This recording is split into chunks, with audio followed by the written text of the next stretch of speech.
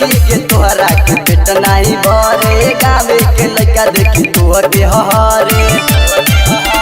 देखी के तोहरा के पेट नहीं भरे गावे के लड़का देखी तोहर के हरे बाबा बोला बुतु गाना गोदाम के घंगरा बोले जा हो जाई बदनाम रे तोरा आम के छुअम सरे आम रे तोरा चलते ऐनिए करे जा चोरी के सारा घर से काम रे बोले जा हो जाई बदनाम रे तोरा आम के छुअम सरे आम रे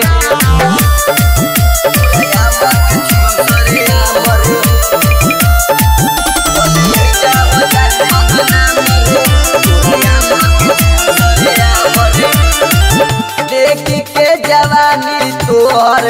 गरम होता भेजा हो बात मान यही जैसे चल जा करे जाओ देखे में लागत रुचि कैरानी जाने का बारू तुरी कैरानी कली चोरा के परना मरे बोले जा हो जाई बदनाम रे तोरा आम के छुअम सरे आम रे तोरा चलते ऐनिए करे जा चोरी के सारा घर से काम रे बोले जा हो जाई बदनाम रे तोरा आम के छुअम सरे आम रे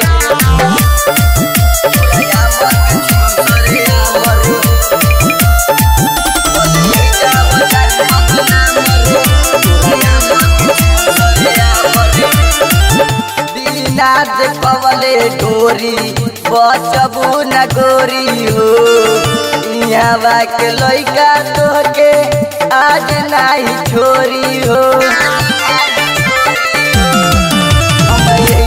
जल्दी निकल जाए रे रवि राजा लग जाके बदल जाए रे दे हमू हमारा तोहके दाम रे बोले जा हो जाई बदनाम रे तोरा आम के छुअम सरे आम रे तोरा चलते ऐनिए करे जा चोरी के सारा घर से काम रे बोले जा हो जाई बदनाम रे तोरा आम के छुअम सरे आम रे।